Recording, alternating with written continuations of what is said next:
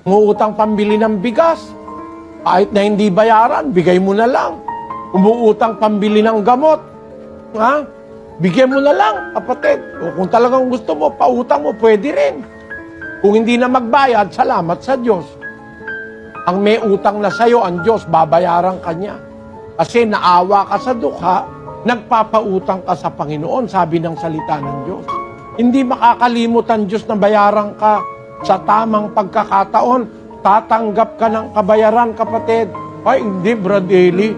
Ako ayoko ka nagbibigay dyan sa mga pulubi niya kasi mga miyembro ng sindikato yan eh. Kukunin lang ng sindikato. Eh de, para wag makuha ng sindikato, bigyan mo ng damit. Eh kasi kita mo, gula-gulanit eh. O kaya, bigyan mo ng pagkain, pakainin mo. Kung talagang paniwala mo sindikato. Pero kung hindi naman, mga lihiti mo naman, matatanda